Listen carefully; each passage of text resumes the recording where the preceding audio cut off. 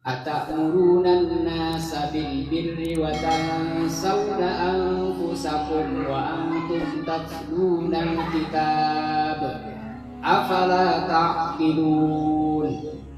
Apakah kalian senang menyerukan kepada orang berbuat baik? Mari Pak, kita tingkatkan ibadah. Mari Bu, kita tingkatkan sedekah.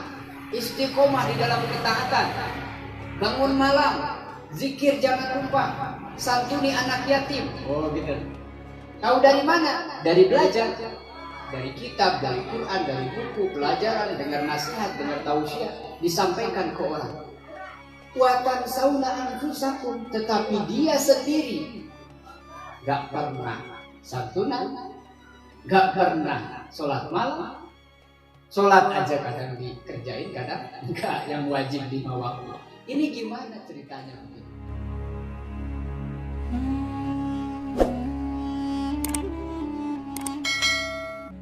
Ila hadratin Nabi Mustafa Rasulullah sallallahu alaihi wasallam.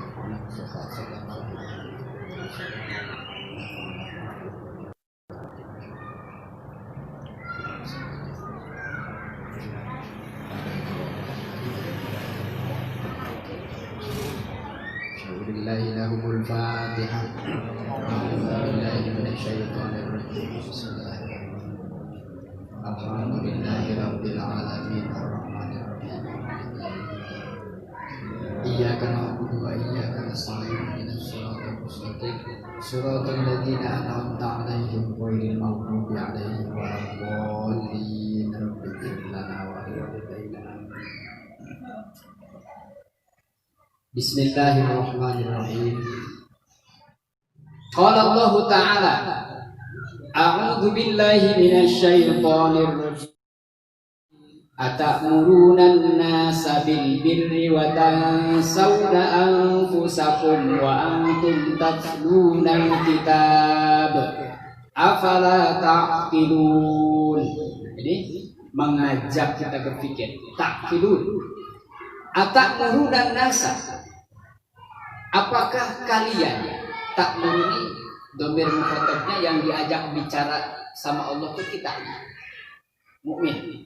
Atamuruna, apakah engkau memerintahkan, menyerukan, mengajak kepada manusia bil birri, untuk melakukan kebaikan, watan sauna lan hale, waunya wau hal, sementara dirimu lupa. Nah ini berarti ke kita nih. Watan sauna, sementara engkau lupa anfusakum, kepada dirimu masing-masing. Wa antum tatlunal kitab, juga sementara engkau baca, belajar, memahami, mendalami tentang hukum-hukum Allah di dalam Al-Quran. Apakah kalian senang menyerukan kepada orang berbuat baik? Mari Pak, kita tingkatkan ibadah. Mari Bu, kita tingkatkan sedekah. Istiqomah di dalam ketaatan. Bangun malam, zikir jangan lupa. Santuni anak yatim. Oh gitu. Ada perintah, ada keutamaan yang Allah berikan. Tahu dari mana? Dari belajar. Dari kitab, dari Quran, dari buku, pelajaran, dengar nasihat, dengar tausiah, disampaikan ke orang. Watan sauna anfusakum, tetapi dia sendiri gak pernah santunan, gak pernah sholat malam. Sholat aja kadang dikerjain, kadang enggak, yang wajib 5 waktu. Ini gimana ceritanya begini? Allah tuh ngajak kita mengevaluasi apa yang pernah kita ucapkan, apa yang kita pernah lakukan. Maka bahasanya seperti dekat antara Allah dengan kita ketika paham membaca Quran, ya begini.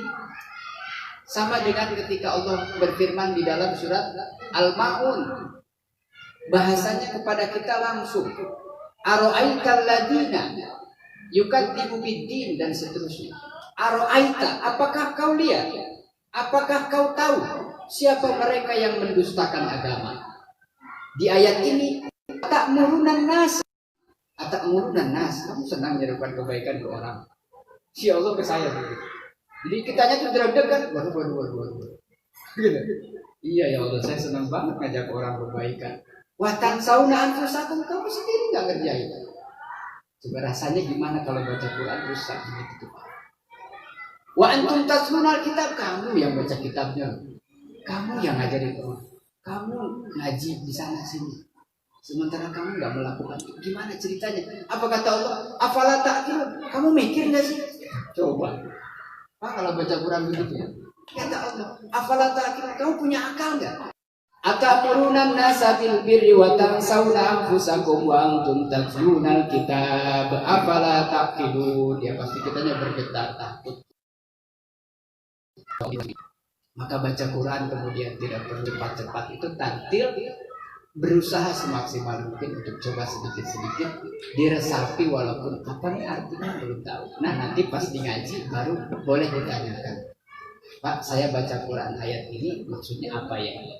Seperti Bapak yang kemarin kok saya baca ayat kullu nafsin dha'iqatul maut gitu ya. Setiap yang berjiwa yang bernapas pasti mati. Termasuk saya. Iya. Coba. Nah, ini mengingatkan kepada kita semua tentang Allah kita untuk berpikir dengan akal yang sudah Allah berikan kepada kita sebagai kesempurnaan daripada makhluk yang Allah ciptakan begitu banyak, dan manusia punya kriteria tingkatan level paling tinggi, paling mulia di sisi Allah, wasilah daripada diberikannya akal sehingga bisa berpikir. Coba berpikir. Lalu kemudian jangan juga kemudian putus asa ketika Allah begini nih pressing, kita dipres. Kamu suka ngajak orang berbuat baik, kamu sendiri gak melakukan, sementara kamu tahu dalilnya, tahu dasarnya, kamu tahu hukumnya. Apa kamu tidak berpikir? Wah, daripada saya berat nanti diminta tanggung jawab, udah sekarang mah diem aja dah, nggak usah ngajak-ngajak karena takut tadi. Nah maka yang kemarin saya sampaikan ada adab kaifiyah. Satu ayat Allah mengancam keras, di sisi lain Allah menganjurkan untuk kita saling nasihat menasihati dalam kebaikan. Ini memadukannya nih antara satu ayat dengan yang ini dalam ulumul Quran ada, tidak bertentangan, tidak. Dalam situasi tertentu, dalam konteks tertentu, kapasitas tertentu, masa iya kita lihat anak sendiri nggak mau sholat terus dibiarin karena sayanya nggak sholat. Jangan mikir karena sayanya nggak sholat, tapi segeralah kita sholat, lalu kemudian ajak anak untuk sholat dan seterusnya.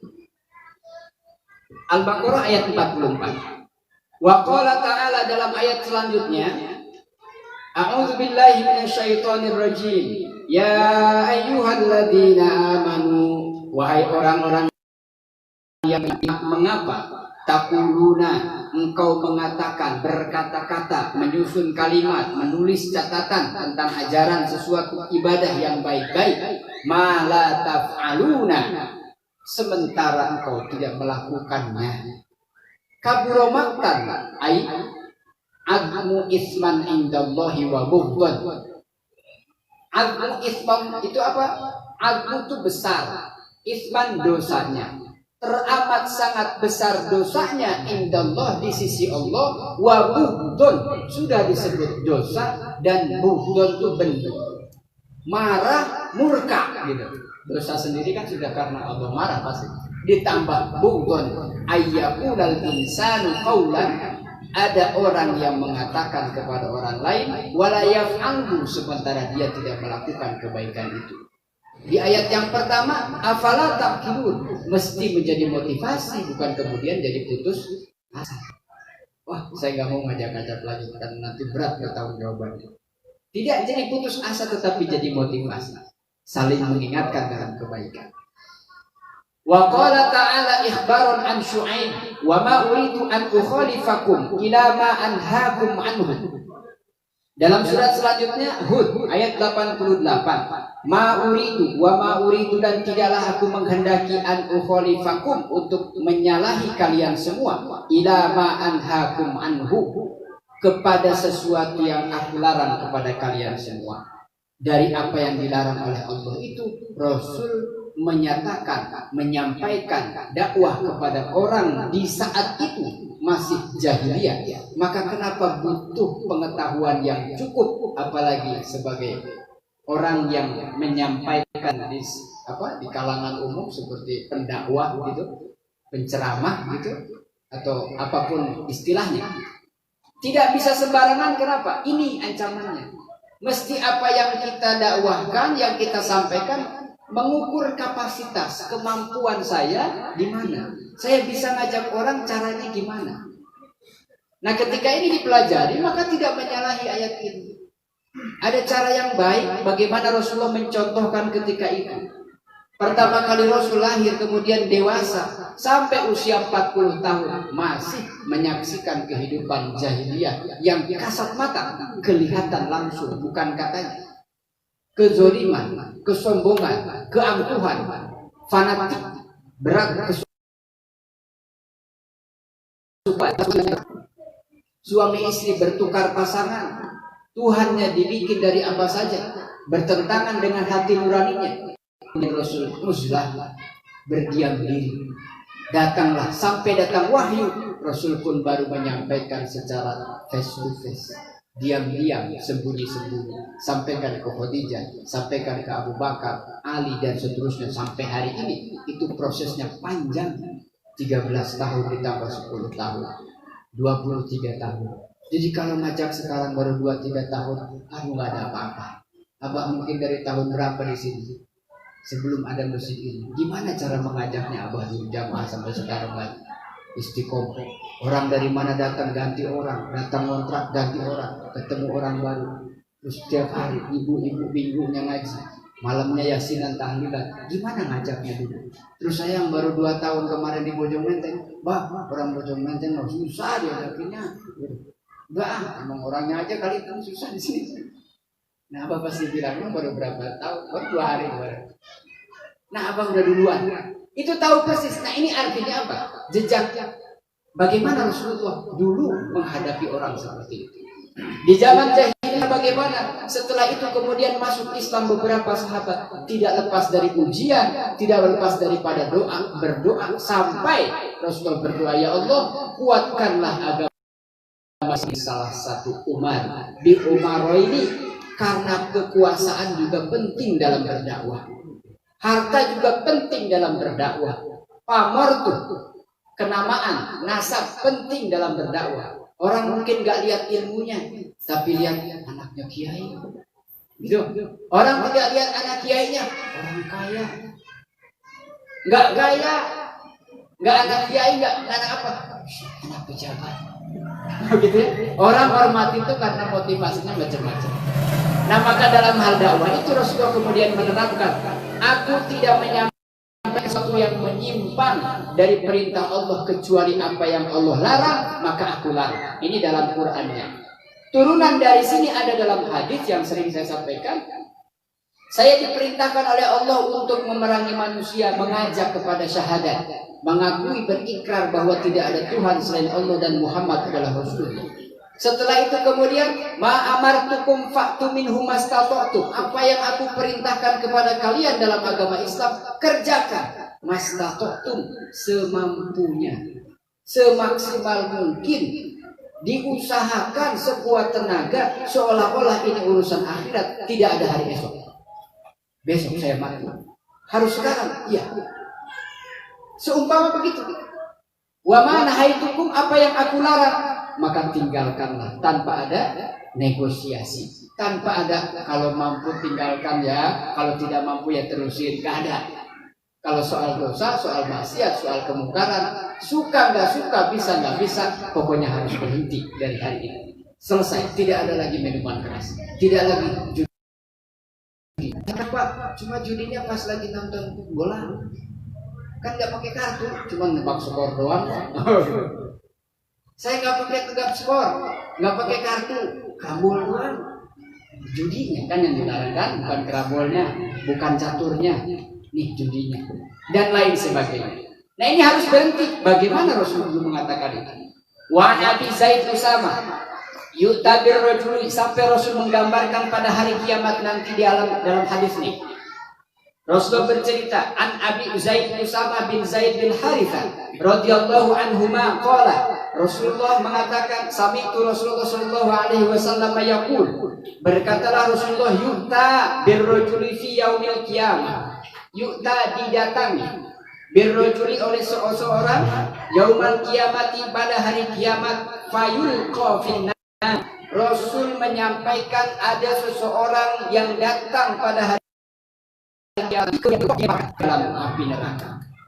Dilemparkan seseorang ini ke dalam api neraka, fatan dariku aktabu batnih, keluar nanah, kotoran, darah, baunya melebihi bau nanah keluar dari perutnya. Aitakhruju am'auhu min batnih, tulang-tulangnya, ususnya keluar, jantungnya, jeruan keluar dari dalam perutnya, muncrat begitu, dimasukkan ke dalam api neraka. Fayaduru biha kama yadurul himar fir raha, itu usus lidahnya yang menjulur dari kan, kita taunya lidah segitu, itu kalau ke dalam panjang sama kayak usus, muter-muter melilit, kalau dibentang katanya lebih dari 10 sampai kemudian dibagi, yang jadi kotoran besar, yang jadi air, dan seterusnya, ada yang jadi daging, jadi darah di dalamnya. Dimasukkan seseorang ini ke dalam api neraka, kemudian muncrat isi perutnya semua, berantakan dan baunya lebih daripada nanah. Maka apa yang terjadi? Fayajtami'u faduruha biha kama yadurul himar, berputar-putar mengelilingi orang ini seperti himar berlarian di padang-padang pasir itu, di tempat lapangan. Fayajtami'u ilaihi ahlun nar, ketika terjadi itu kemudian orang-orang ahli neraka mereka datang menghampiri orang yang sedang dililit ini, yang sedang diikuti, dilingkari, diputerin oleh usus dan isi perutnya semua.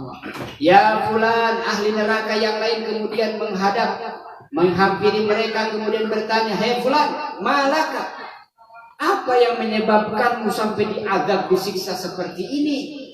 Kata orang-orang ahli neraka, alam takun ta'muru bil ma'rufi wa tanha 'anil munkar. Padahal kamu waktu di dunia itu sering senang ta'muruna bil ma'ruf, engkau yang menyampaikan kebaikan, mengajak kebaikan kepada orang, mencegah daripada kemungkaran. Kenapa tapi kau hari ini malah disiksa, diazab oleh Allah? Fayaqulu, orang ini menjawab, bala, nggih, ya.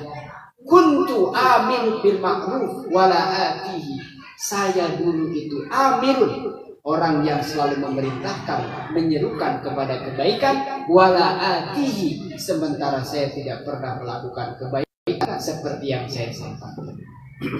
Wa anha 'anil munkar, dan saya juga semangat waktu itu mencegah kemungkaran, mungkar, dosa, saya habisi mereka, saya ajak mereka untuk dengan segala cara. Sementara sayanya wa atihi, justru saya malah melakukan kemungkaran. Saya larang orang untuk jangan sampai terjerumus di dalam permusuhan, jangan saling menghasut, jangan saling menghina, mencaci maki dan lain sebagainya. Malah saya yang senang mencaci maki dan ya, itu orang ahli neraka nyamper dan nggak tahu ini kenapa. Dalam hal semacam ini apa yang perlu kita evaluasi adalah bagaimana kita mengajak kepada orang, dan kita evaluasi juga diri kita sendiri. Bagaimana sedikit demi sedikit kita lakukan amal kebaikan kita, ajak orang lain tetapi dengan etika dakwah sebagaimana Rasul ajarkan. Saya hanya mengajak, mengingatkan. Ketika orang belum mau, maka wa 'alallahi hisabuhum. Yang penting apa? Saya sudah menyampaikan, dan harus ada tanggung jawab moral. Makanya metode belajar di pesantren yang non formal gitu, kiai ngajarin santri tidak hanya sebatas teoritis, ini loh hadisnya ini, tetapi juga dipantau, ditambah dengan doa yang tiada putus-putus untuk keberkahan murid-murid. Nah, maka dalam dakwah ketika sudah bersama dengan masyarakat, maka harus banyak mempelajari tentang karakteristik, sebagaimana Rasulullah paham betul bagaimana karakter orang-orang pada saat itu. Sehingga itulah terjadi hadis Rasul banyak, redaksinya berbeda tetapi tujuannya sama. Kenapa Rasul menjawab A kepada si B tetapi menjawab C kepada si D? Kenapa yang ini mengatakan afdalul ibadah fil Islam as-shaum, buat kamu ibadah yang paling baik puasa. Buat kamu ada lagi yang bertanya, yang paling baik birrul walidain. Kok banyak begini? Nah, maka kita sekarang bagaimana cara berdakwah sama orang atau kepada orang lain, mulai dari diri sendiri, ajak keluarga untuk melaksanakan ketaatan, istiqomah dalam ketaatan, agar apa? Tidak sampai kemudian terjadi seperti yang digambarkan oleh Rasul ketika ada orang diadab, disiksa, justru orang-orang ahli neraka mengenalnya. Loh, bukannya bapak dulu yang mengajak, bukannya bapak dulu yang sering menggembar-gemburkan amar ma'ruf nahi munkar, sementara sekarang engkau diadab oleh Allah. Kenapa sebabnya?